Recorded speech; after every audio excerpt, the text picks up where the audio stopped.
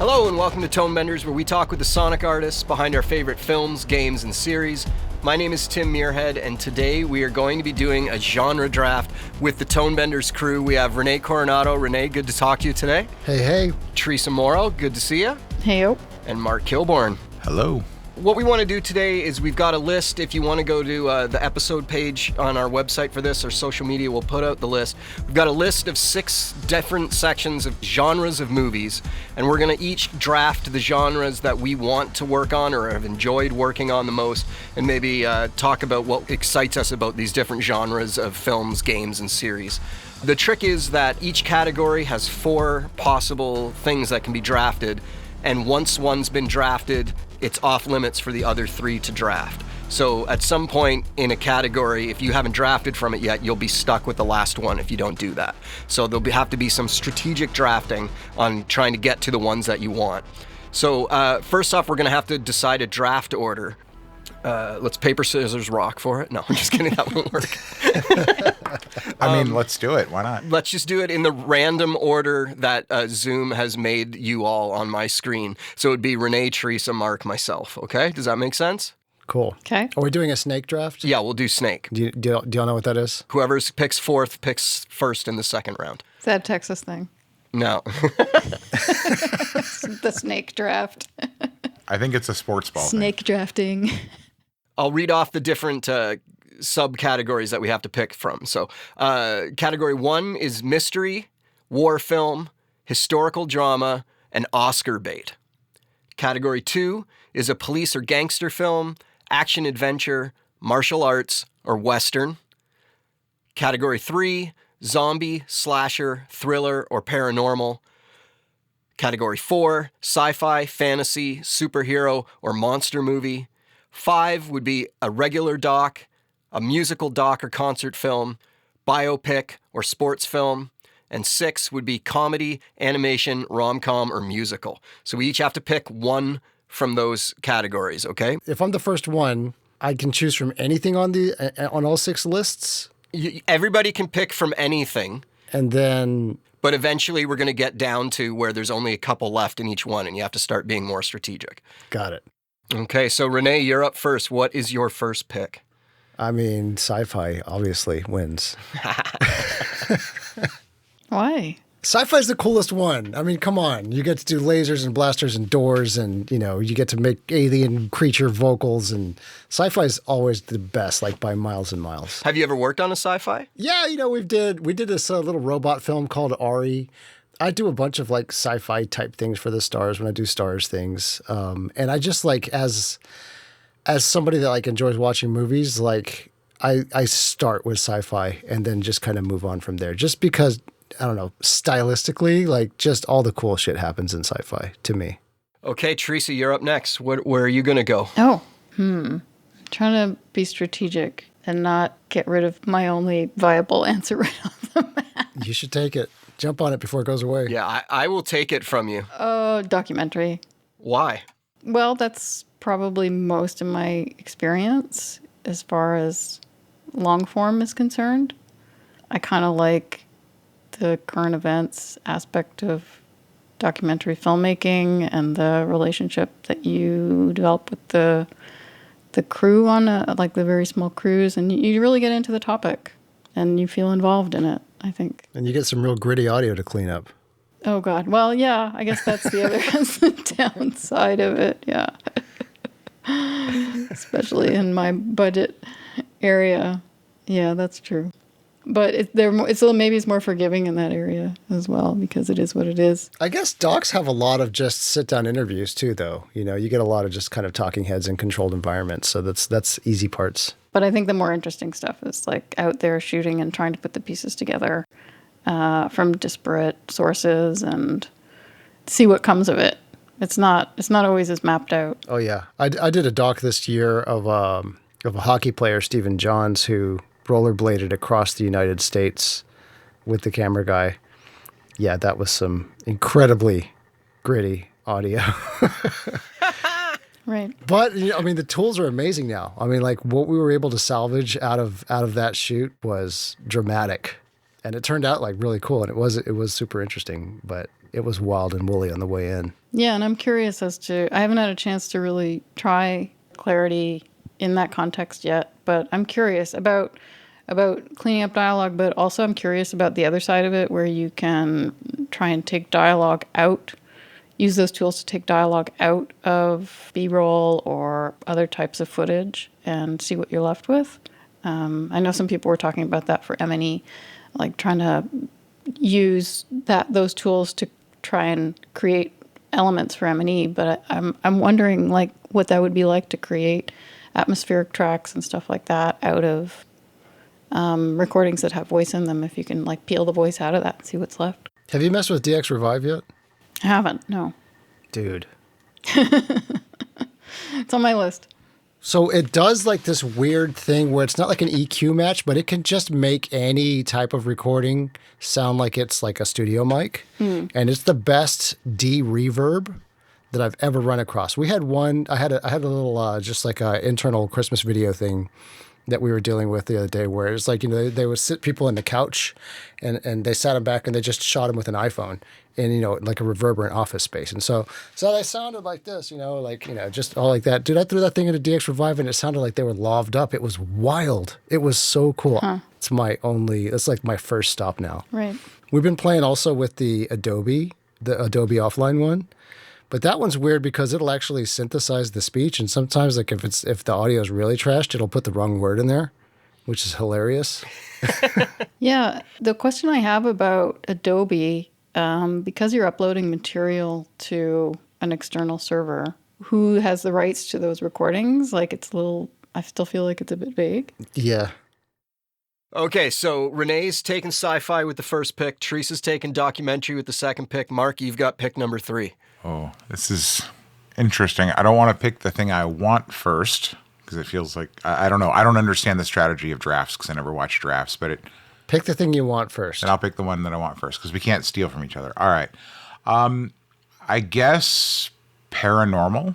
Paranormal, okay. Paranormal. Oh, okay. Topping the list. I work in games. I've so not movies, but I'm kind of thinking of this as film. But whether it's film or games, like I've never gotten to work on horror anything. The closest I got to work on was some zombie stuff for Call of Duty, but that's more, run around, shoot the monsters. It's not that scary. Like I would love to work on a film that would cause me to lose sleep. I've only seen a few of those in my life. You need to make a portal to hell. Yeah, like there's just like The Conjuring is not necessarily the one, but I'm thinking of things like The Shining. That's a big one for me. It would be amazing to work on something like that because there's so much you can do with the sound of it to really play with the viewer's emotions and scare the hell out of them. And that just sounds fun. What's on your list, like as paranormal films go? Like which ones do you enjoy? Well, I would say, I guess The Shining, The Exorcist are probably my 2 favorites. I'm sure there's things I'm not thinking of. Paranormal Activity, strangely. I didn't expect to like that one, but that one actually kind of got under my skin the first time I saw it. Those are a few of my favorites. The Changeling, if that counts. That's an old one. Did you see Nope? Yeah, I did. I can't say what that one was. I don't want to ruin it for anybody who hasn't seen it, but maybe paranormal? I don't know. It felt paranormal. I would call Nope more a sci-fi.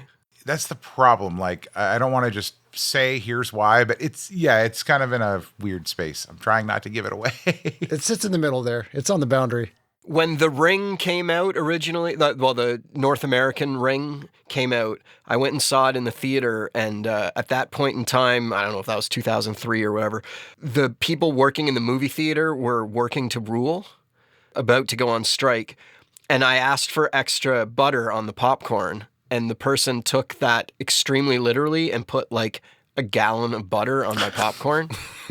And then in the first jump scare, I like freaked out and my popcorn went up and I just got this like oil covered butter all over me. Oh. That was the last time I saw a paranormal film in the theater for some reason. You had a paranormal experience. Stupid popcorn. I'm not a huge fan of paranormal, so I'm glad you took that, Mark, because I wouldn't have. Because those movies freak me out. So that puts me up to bat, and I'm going to go with a sports movie because I've never done a sports project of any kind. Working with crowds, I think, is really fun. We're about to put out an episode on the Iron Claw, which does crowds really amazingly. And I've never been happy with the crowds that I've cut. I always feel like they're not what they could be. So to work on a whole film of it and really dig into that and kind of figure out how to hone that skill, I think would be something really fun. Crowds are so hard. It's true. Yeah, I feel like that's a whole job unto itself. Well, it's like, there's all these perspectives that you got to catch. You got to get the wash and you got to get the detail. And it's like, so I was at the World Series because the Rangers were in the World Series and I was out there recording the crowds. The translation of the experience, like there's like 3 levels of it, right? So the first level is like what your expectation of that moment is. And the second level is like what your actual experience of it is. And the third level is like what the played back recording of it is. And they're all completely different. And then when you try and layer those things up against, what's going on screen, it's just like, oh man, Even though I was there with this specific microphone that I'm talking into, which is my favorite mic in the world, and some other mics up there, it's like there's still like parts of it that feel, I don't know, like the wrong distance from this person over there, and this drunk guy over here is ruining this part of this recording over there, and this guy was an Astros fan, so he was cheering at the wrong thing. There's so many simultaneous variables with crowds that they're really, really, it's like there's so many elements to try and you got to pull from and mine through to get something happening at all. Yeah, and then the element of sports with the actual games, if it's boxing or hockey or whatever, figuring out, like I think it would be really fun to do some field recording of like digging deep into a particular sport and trying to get every sound that would be made. I have a friend that got to do that on a hockey movie, and they got to just rent ice for like 4 hours straight, and they recording all their skating movements and dinging pucks off the post and stuff like that. So I think a sports movie, whatever sport it would be fun. Since we're doing a snake draft, that means I was the 4th pick, so now I'm the 1st pick in this round. I'm going to go with a thriller because I don't want to do any of the other ones in that category, so I'm going to try and grab that one now. The thriller, the kind of like Fatal Attraction or Get Out, American Psycho type thing. Those I think would be fun. You get the jump scares and such, but you don't have all of the true horror and paranormal and stuff go. So I think I'd probably try and tackle that. Again, it's something that I've never done. Would you consider No Country for Old Men to be a thriller? Yeah, that's an interesting one. That's kind of, it'd be a psychological thriller for sure. What would you consider it? That'd be the top of that list for me. Okay, so I've got thriller, so we're back to you, Mark. All right, I'm going to grab mystery. And the reason I'm going to grab it is because I grabbed paranormal. Look, I want to work on a David Lynch movie before he dies, and I don't think it's going to happen, but I'm a huge, huge fan. Just put it out there. I'm just going to put it out into the world that I'd like to work on a movie by that guy, even though I don't think he's going to make another one. Between mystery and paranormal, I feel like I've covered Lynch, right? And you even have Twin Peaks on the description. But I also like, outside of just Lynch, I really like mystery movies. I kind of like all movies, but it might be that my wife reads mystery novels and stuff all the time. That's probably part of it. And so I've seen a lot, but mysteries are dialogue heavy films. People talk a lot in mysteries. I'm into that. But there's a lot, it feels like there's a lot you could do with the music and the backgrounds and other things to really control, again, kind of the emotional map of the whole thing. And I think that would be fun. Plus, I just enjoy the stories, whether it's, kind of funny like Knives Out or, Portal to Hell like Twin Peaks. They're all interesting and fun. So that's my pick. How did I pass on monster movie? I went sci-fi. It's coming back around. I don't think Teresa's going to take it. I don't regret it. Teresa, you're up. Western. Ooh. Yeah, I'm going to say Western. Dang. Yeah, I was hoping to get that one, but Same. yeah, everybody wants Western. There's so much genre history there that like you'd get to do a lot of research to sort of find your references. I like the wide open space. Yes. Yeah. So I don't know. I kind of like quiet films in general. This would be quite loud. I just love the Foley in Westerns. Yeah, Foley and like atmospherics and stuff like that. Not all Westerns are loud, though. Well, somebody gets shot eventually, so there's always that part. Yeah. But you're right. I think most of them are quite quiet most of the time, and then they all of a sudden get loud when everybody dies. You're right, though. There is so much space for detail work in a Western. The reason the Foley kind of sticks out is because there's just all this space for the leather creaks and the horses and the boots on wood and all of that. In a monster movie, you're just not going to have space for. Horses are also a super fun vocal animal. Like, you can really get into, like, emotions with the various sounds horses make. I'm jealous that Teresa got Western. That's a bummer. Yeah, I did that on purpose. Okay, Renee, you're back with your second pick. So I got 2 in a row now. Yeah, you got 2 in a row. Easy for me. Police Gangster. Police Gangster, okay. Okay. Easy. Just one of my favorite genres of film. Like if I were to write and shoot a film, it would be a heist movie. It would be, a person putting together a team of people and everyone going and robbing somebody. Like that's just one of my favorite film premises in general. I imagine that would be like adjacent enough to Police Gangster. And also I do love Goodfellas and The Departed and all of those as well. Not for Boston accents, but like that genre is just a genre that I truly do love just sitting and just drinking all of that in. Like that's one of my favorite types of film to just sit and watch. So Police Gangster, easy for me. It's a pretty universal genre too. Like everybody can relate to the police gangster genre for sure. Yes. I was sick the other week and I sat down and just watched Heat, and it was the best, just the best, even just on the iPad with my earbuds in, it was just like, I love this movie. I think I'm winning this game. I have sci-fi and Police Gangster. And you get to go again. And I get to go again. I know the obvious one is going to be war film, but I'm going to pass on that. Let's do comedy. I'm rolling comedy. Comedy, okay. What kind of comedy? And a lot of what I like about the process of comedy is like the ad lib and the working with like super high end talented actors doing ADRs. They just dream stuff up. I've been very fortunate to record some really amazing people as they're just improvising up some comedy stuff. Like at a point, 10, 15 years ago, I got to record Lily Tomlin and Nick Cage doing all that for this film called The Ant Bully. And it was a hell of an experience just getting to be the technician in the middle of all the art that was happening there. To see a really, really good actor plying their craft with, a really good, director and producer just doing the thing.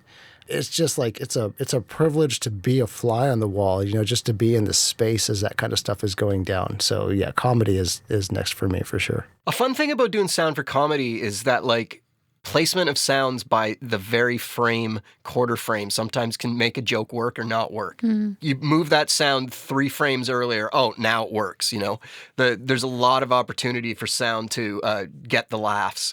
And then also for sound to screw up the laugh if you don't do it right. That's a fun thing about comedy is you get to play around. You got to keep trying. Oh, no, put it here. That's where it works. Yeah. And, and I'm one of those simple people that where if a joke is funny, I laugh at it every single time I'm going through it, Yeah. So that kind of is always nice too. When there's a legit funny thing that I get to just sit and play on loop as I get the sound right. That's working for me. Okay, Teresa, you're up. Historical drama. Yeah, historical drama it is. Why? I am a pedant.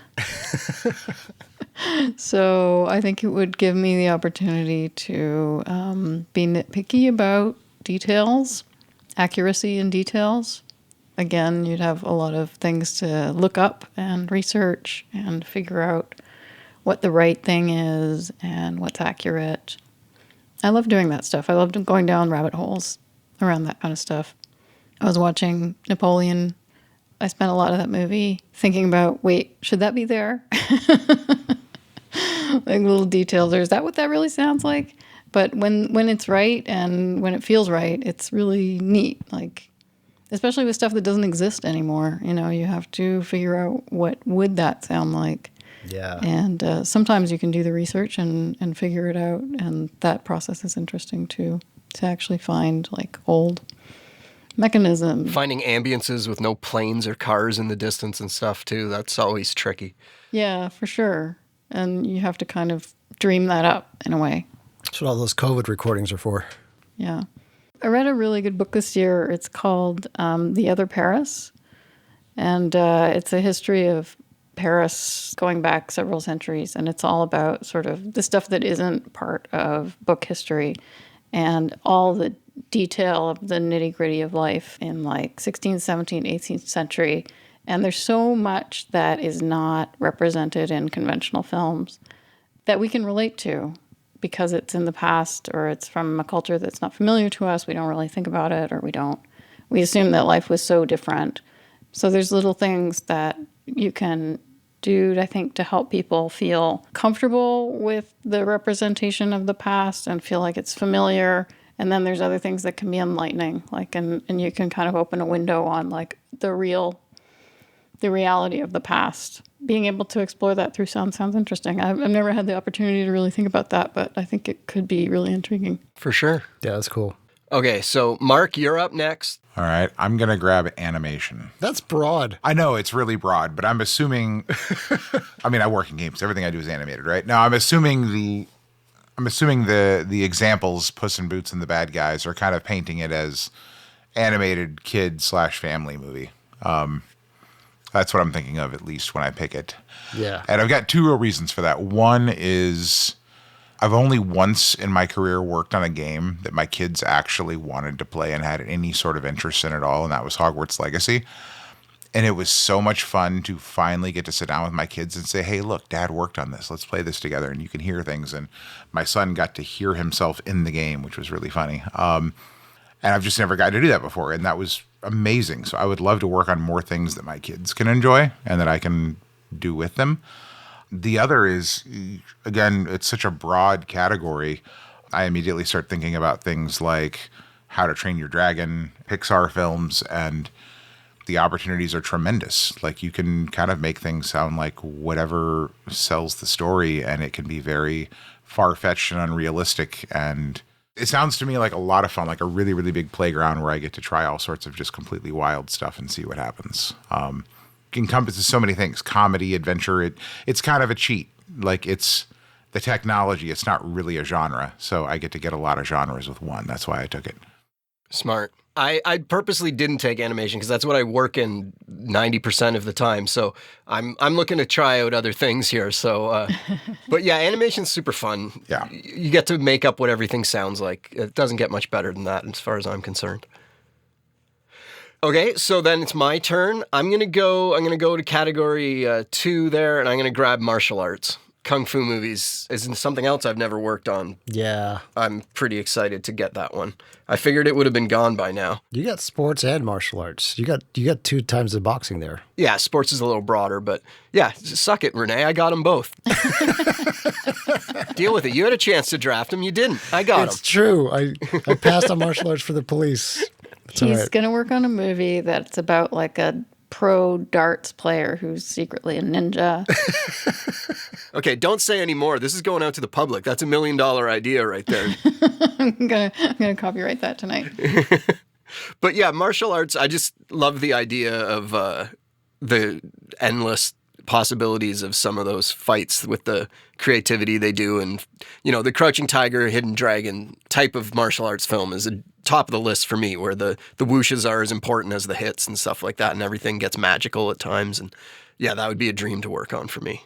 Have you seen Ip Man or any of the Ip Man films? Well, I haven't seen all of them, but I've seen a couple of them. The first couple, I guess. Yeah. It's super fun. That's the vibe for me in martial arts land. Also, like Blue Eye Samurai. Oh my goodness. Oh my goodness. Well, that combines Mark's last choice and my choice there. Yeah. We can work together on it. Yeah, exactly. We'll collaborate. So that leaves me with, for the snake draft, I get to go again. I'll take musical. Ooh, there's a challenge. Super hard to do. We did that round table on musicals and like the stuff they were talking about, how they had to getting in and out of the songs and making it sound natural. That's superhero ability to me. Yeah, it'd be a super duper challenge. I think it'd be really fun too. And when I was a kid, I did not like musicals at all. And as I get older, I'm getting more and more into them, which is strange. I'm not sure why that is. But yeah, so musicals for me. Strangely, I realized recently I've never seen The Sound of Music, which is odd. My daughter really wants to see it, and I was like, I've never seen it. I guess we're going to have to sit down and watch it together. Oh, make sure you watch both parts of it. There's a story that has been on a couple different podcasts about this woman who, when she was a kid, they had Sound of Music on VHS, and it was on 2 VHSs, but they only ever watched the one, so she thought that the movie ended with the teenage girl getting together with the mailman, and they lived happily ever after. She just blanked on the Nazi side of it. Okay, we're back to you, Mark. I'm going to grab monster movie. There you go. Do I really have to explain like Godzilla and Cloverfield? Like, Come on, that would be fun. And it also checks the animation box. My oldest son is a huge Godzilla fan, so he would be over the moon if Dad got to work on something like that, and it would just be crazy fun. What's your earliest memory of seeing a monster movie? I don't know that this actually counts as a monster movie, but it's a kind of a monster movie like scene. It's the first thing that jumped to mind. My dad took me to see Ghostbusters in the theater when I was a kid. I was way too young. I was 4 years old, but I remember the Stay Puft Marshmallow Man, obviously. That was amazing. Beyond What that, about the librarian at the beginning? Like, that was so formative. that scared the crap out of me. But I enjoyed the movie after that, but I cried at that scene. And then after that, it was all okay from there. Geez, I don't know. Honestly, I'm not sure that I could pick the specific one. But my parents had cable when I was a kid, and I remember seeing lots of the old, I guess, Showa era, I guess the 60s Godzilla films. I remember seeing them running on cable a lot when I was a kid, and they were cheesy and amazing, and yeah. And then the modern ones like Cloverfield are great. Power Rangers, man. Power Rangers counts. Totally. I don't know. Is that superhero or monster? They would always turn into giant monsters. That was a straight up kaiju movie, kaiju show. Fair enough. Modern one, it's probably Cloverfield. I really, really like that one. Has anyone seen Godzilla -1 yet? No, but it's on my list. I love monster movies. I love monster movies so It's got much. really good reviews. We've got our first person locked into a pick. Mark has to take action adventure from category 2 because the other 3 have been taken. So, Teresa, what's your next pick? I don't think I would do a good job at this, but I'm going to pick slasher. Yeah. It just really goes completely against my nature. Well, the thing is, a slasher's a lot like a Western, though. There's so much, negative space and detail and, just kind of setup. So I've always avoided that genre. I don't like particularly scary things that are things that lurk in your nightmares and make your life worse, basically, after you watch them. So this year we interviewed some crew from Evil Dead Rise, and I went to the press screening for that. So that was really the first time I've ever been in a theater for a slasher film. I would consider that a slasher film. Is that correct? I don't even know that categorization. It's kind of horror. Correct. That's paranormal as well. It's, it fills a couple different categories. There's a lot of slashing in that film, so I'm going to call it a slasher. There's a bit of blood in that film. Yeah, just a little bit of blood. It had never dawned on me that without the soundtrack, that movie or that type of movie there's nothing there. The scariness of it all comes from the soundtrack, whether it's the music or the sound effects. And in watching that movie, it was the first time it really ever occurred to me that was the case.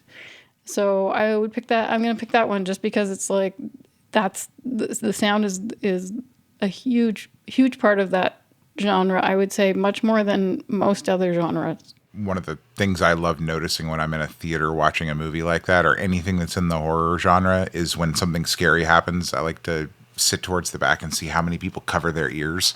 Not their eyes, their ears. 'Cause, yeah. Yeah, well, or they're covering their eyes, but they're not actually getting away from it because the whole thing is evident from the sound, right? Oh, yeah. You would do better to cover your ears too, yeah. Okay, René, first of your 2 picks. Give me biopic. Yeah. Yeah, give me biopic. Similar to the thrillers and the other things like that. A lot of good biopics have a lot of just negative space and detail that you get to play with. There's typically good actors and good drama in a good biopic. Good directors tend to roll through good biopics. So there's just kind of a lot of things that when they're done well, they really, really work in biopics. So Right. So stay out of the way. That type of sound work. Right. Well, also live up to the art, but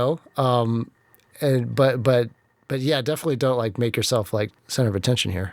Okay, René, the next pick is you as well. What do you got? Give me Oscar bait for the Prestige. Let's get it on. Let's go do it.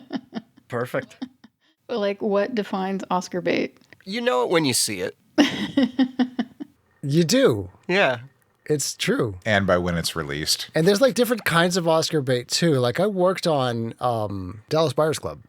So I got to do, we got to do loop group for that, and I got to actually go record some production sound stuff for that. And that was like it was Oscar bait in the sense of like it was a vehicle for McConaughey to go get an Oscar, but it wasn't necessarily a vehicle to go like win Best Picture, right? And I think Oscar bait films, like as they're defined here, is more like films that are like gonna go try and win Best Picture. And those films have big budgets, so let's go get one of those. Nice. So that locks me into war film in that category. So Teresa, you have to pick one from category 4 now. Left is fantasy and superhero. Between fantasy and superhero, oof. Woof. Oh God, I don't know. Superhero. Superhero. So why that over fantasy?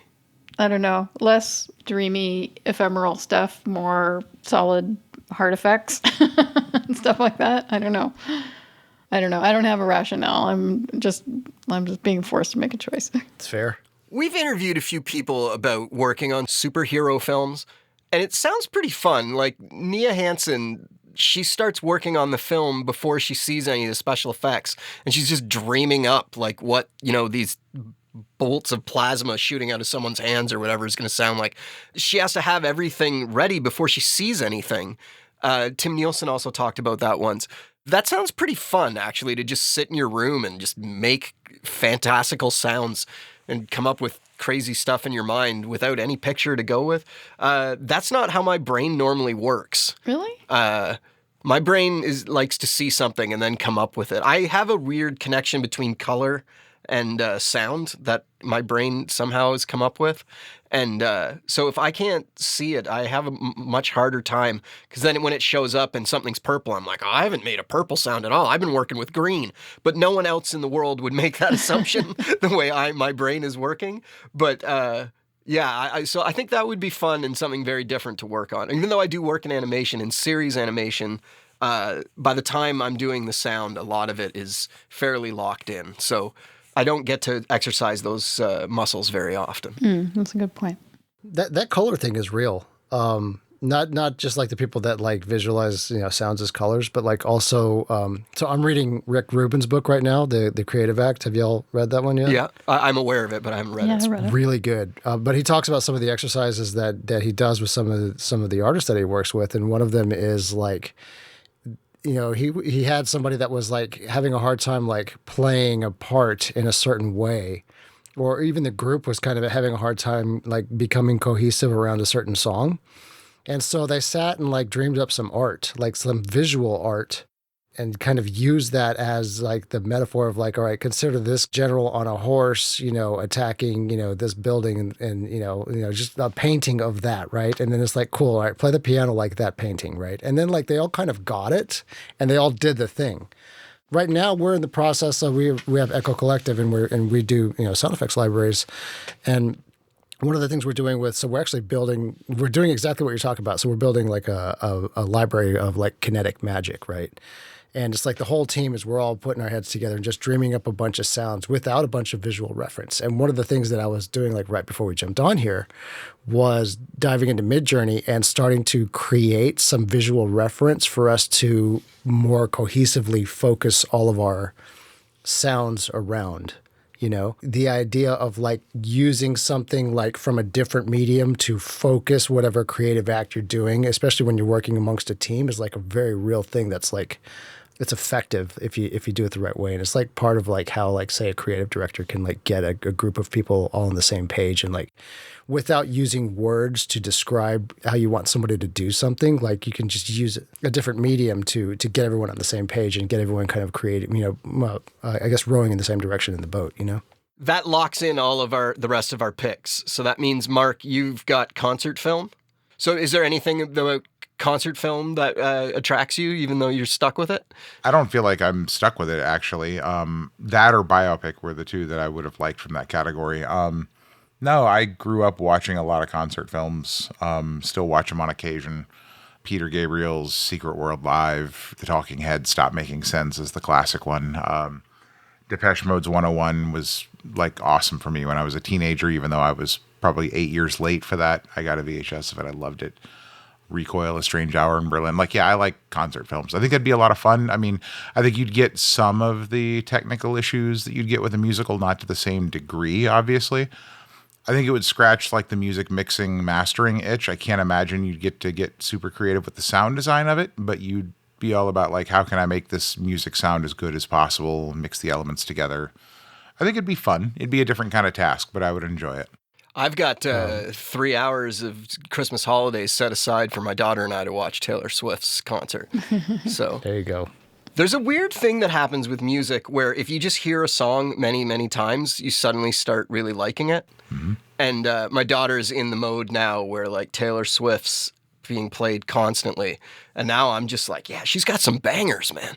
Those songs are amazing. Like, this is a full-on demographic. It's dads who are now really into Taylor Swift. Like, I've heard this from many, many people that this is like a real phenomenon. Swiftie dads this are a is thing. like a real slice of fan base now. Now they're all Kansas City Chiefs fans. Wonder if it'll happen to me. We'll see. So I actually really lucked out. With my next pick, I'm forced to take fantasy, which is what I would have taken from that category anyway. I think that'd be super fun to work on, like a Harry Potter movie or a Lord of the Rings or something.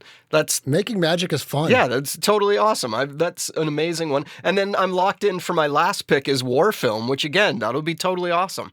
I got some amazing picks out of this. Thank you very much, everybody. This is amazing. Along the same lines as the question I asked Mark, which war, Tim? Which war is my favorite war? So, René, you also got an awesome pick. The last row of picks for us are kind of awesome. You got locked into zombie movie, which again would be another fun one for sound. Yeah, zombie's tricky though, because it's like the zombie, like the classical like zombie vocalization is kind of like hissy and like very difficult to control. In a lot of cases, like hissy or throaty, just kind of that kind of thing, which is like difficult to mix. With that said, like if I could just choose a zombie film, I would choose a zombie film that was not based around a virus. I would go straight voodoo magic zombie film, like Rising from the Graves, like zombie film. And I think that'd be like a better path for me, I think. And then, Teresa, you are locked into rom-com for your last one, which again seems pretty much up your alley. Oh, okay. Thanks. Okay. I don't know. Sometimes you wonder like how people see you. Well, it's a surprise. Would you rather have war film or rom-com? I feel like No, that's fine. That's fine. Rom-com. I'm trying to think if I've seen one lately. it's a genre that's kind of passing away. Like when we were growing up, every other movie seemed to be a rom-com, and now there aren't very many anymore. Yep. Yeah, and like I like a rom-com that like Harry Met Sally, like that's a good one. Always Be My Maybe was kind of a fun movie. Those are the two examples that you have here. Repartee, I like witty repartee. So if it's all about the jokes and people finding happiness in the end, that's okay. I don't know. And then another pretty one that I thought was going to go earlier, action adventure. Mark's locked into his for the last pick there. Like that category, I was pretty happy with just about anything in that category. And as it kept getting whittled down, I was like, I can take any of those. I mean, come on, like Raiders of the Lost Ark, like let's go. That sounds like a lot of fun. Exaggerated, hyper real sound effects, fun stories. If I got to pick one, basically like give me an Amblin Entertainment film or something that's got that kind of vibe. Like that would be so much fun. I don't feel like there's a lot of those anymore. Stranger Things is kind of that as a TV show. Super 8 was a lot of fun. I would love to work on something like that. I think it'd be really cool. There's a little bit of everything in those movies. Yeah. Okay, so René's final picks are sci-fi, police gangster, comedy, biopic, Oscar bait, and zombie. Teresa ended up with documentary, western, historical drama, slasher, superhero, rom-com. Mark got paranormal, mystery, animation, monster, concert film, action adventure. And then I clearly won with sports, thriller, martial arts, musical, fantasy, and war film. I think Mark wins. And I came down second. We'll put it out to everybody on social media to, you guys can vote or let us know where we screwed up if you want. Other than that, we also wanted to just say thanks to everybody for listening to Tonebenders over 2023. We once again, for like the 6th or 7th year in a row, it was our biggest year ever. We had more listens this year than any year before. It was also our year with the most guests ever. We had over 80 guests on the podcast this year. We got to do a lot of round tables where we got to have, 5 guests at a time. And those are always my favorite ones because they kind of foster real discussion about more than just one film, which is what we sometimes are covering, just one particular topic. But thanks to everybody who listened, and thanks to you guys for being my pals on the podcast adventure. Yeah, we had such a good time in New York, Tim. Usually when people say, like, how was this or how was that, I'm like, well, yeah, it was fine. But, like, everybody I've talked to is like, how was New York? I was like, it was great.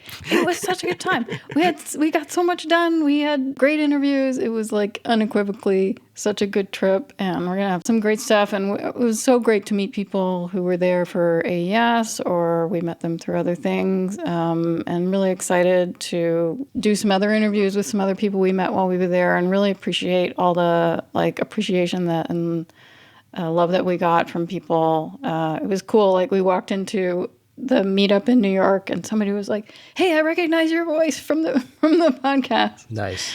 And it was a real sort of morale boost in general for, it's been kind of a isolating couple of years. So I'm really glad that Tim and I got to do that trip together. So that was my kind of year highlight. I got to go to 3 different Tonebenders meetups this year. We did one in LA that was blindingly successful. So many people came that we just took the bar over completely. That was super fun. And then we did one in Toronto that had a great turnout, and New York was super fun too, although the bar we ended up picking was probably not ideal. I'm going to have to solicit more help from New Yorkers to pick a good place if we do it again. Yeah. I feel like we're slacking, Renee. There needs to be one in Texas now. Like, there's 2 of us here. Yeah, we got to do an Austin one. Yeah, for sure. We did one in Austin like 4 years ago, and that one was possibly our best turnout ever. That one was banging. So many people came out to that one. It was so much fun that night. But I think the point is just that we have really great listeners, and the sound community is awesome, and when we are able to facilitate something that brings people together, it makes me feel really good to see the community that the podcast has kind of created, how people have found ways to latch onto it and, make it mean something to them. Totally. Makes it all worth it in some magical way. Absolutely. It's a blast. That's it for 2023. We'll see everybody in 2024. Thanks for listening. Thanks. Adios. See ya.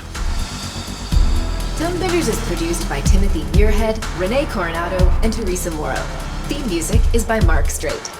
Send your emails to info@tonebenderspodcast.com. Follow us on Twitter via @thetonebenders and join Tonebenders Podcast on Facebook. Support this podcast. You can use our links when you shop at Amazon or B&H, or leave us a tip. Just go to tonebenderspodcast.com and click the support button. Thanks for listening. Are you looking for more audio-related podcasts to listen to? Tonebenders is part of the Audio Podcast Alliance, featuring a hand-picked selection of the very best podcasts about sound. Be sure to hear the latest episodes from our friends in the community at audiopodcast.org.